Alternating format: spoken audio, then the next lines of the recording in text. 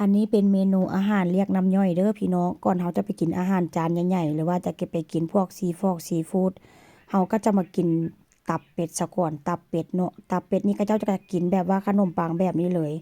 แล้วก็จะมีพวกโกเกตอกโกเกตัสนี่ก็ย่าเอามาให้เส้นเก่าเส้นเคยพ่อแม่พี่น้อง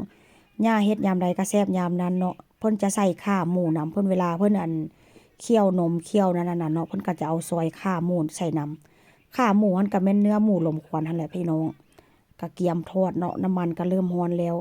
แล้วก็จะทอดปอเปี๊ยะนำปอเปี๊ยะนี่ก็เฮ็ดเองเด้อพี่น้องเฮ็ดได้หลายมื้อแล้วล่ะแต่ว่าก็เอาใส่ตู้เย็นไว้แต่ว่าก็มาทอดก็บ่เป็นหยังเด้ เพราะว่าประมาณ4มื้อนี่แหละเนาะว่าซั่นซะเขาก็จะมาทอดกิน แล้วก็เวลาทอดนะพี่น้องเวลาทอดโกเกตัดนี่นะค่อนข้างจะเฮ็ดไฟร้อนๆแล้วเอาลงไป แต่ว่าค่อยนี่ค่อยเปิดไฟร้อนหลายค่อยพยานมันไหม้แต่ว่าเขาเจ้าทอดนี่ต้องทอดแบบว่าไฟร้อนๆมันจึงบ่แตกเห็นบ่แต่ว่าค่อยนี่มันแตกย้อนหยังเดี๋ยวก็ปิดไฟเดี๋ยวก็ปิดเดี๋ยวก็เร่งเดี๋ยวก็ปิดเดี๋ยวก็เร่งจังซี่นะพี่น้องมันก็เลยแบบว่าแตกว่าซั่นซะเนาะแต่ถ้าย่าค่อยเฮ็ดนี่โอ้ยบ่มีแตกแล้วเป็นของย่าได้นี่ได้ของย่านี่ก็เฮ็ดยามใดนี่ผู้ใดเฮ็ดก็บ่คือย่าว่าซั่นซะขนาดไปเรียนอยู่โรงเรียนหรือว่าไปเฮ็ดบ่อนเฮ็ดงานซีมเบิ่งก็ยังบ่คือของย่าเพิ่นเฮ็ดยามใดนี่แซ่บยามนั้นได้แต่ว่าก็สิให้เพิ่นสอนอยู่เพราะว่าเพิ่นเฮ็ดแซ่บว่าซั่นซะเนาะพี่น้องหลังจากทอดโกเกตตัดแล้วก็จะมาทอดปอเปี๊ยะต่อ หน้าตาสีสันของมันก็จะเป็นประมาณนี้ถึงแม้ว่ามันจะแตกแต่ว่าคุณภาพและรสชาติมันก็ยังคงเดิมเลยเพราะว่าคนเฮ็ดก็เป็นคนเก่าเนาะพี่น้องก็อยากไปเรียนไว้อยู่เพราะว่าอย่างเวลา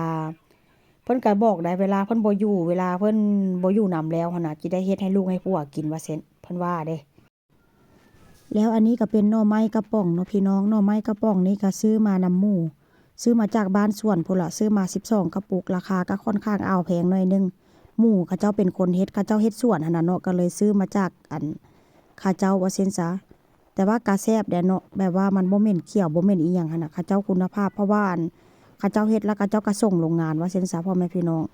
อันนี้ก็เป็นหน้าตาเมนูของในวันที่แบบว่าต้อนรับปีใหม่เนาะลูกชายก็กินอย่างใหญ่ลูกชายก็ได้กินไปแล้วก็บอกว่าแซ่บกินหลายขนาดนั้นลูกชายนี่ก็พี่น้องเพิ่นก็เดือนนี้แหละเนาะเดือนที่แบบว่าเดือนปีใหม่นี่แหละประมาณ วันที่15ก็เป็นวันเกิดนางก็ครบรอบ5ปีแล้วพี่น้องเบิ่งปอเปียะข่อยเฮ็ดหลายอันโพดหลายอันติดต่อกันเฮ็ดอันนั้นแดอันนี้แดก็ค่อนข้างจะใหม่แต่ว่าก็บ่เป็นหยังเด้อพี่น้องก็แซ่บคือเก่าอันนี้ก็เป็นหน้าตาของลุงหรือว่าหน้าตาของน้องพ่อเพิ่นมากินข้าวนำในมื้อนี้แล้วเมนูถัดไปนี้ก็คุณซ่าก็มีหน้าที่เฮ็ดต่อเนาะเพราะว่าทุกเมนูนี่ข้อยก็เฮ็ดมาแล้วมื้อนี้เมนูที่ว่าคุณซ่าจะเฮ็ดก็ทอดปลาใส่ไข่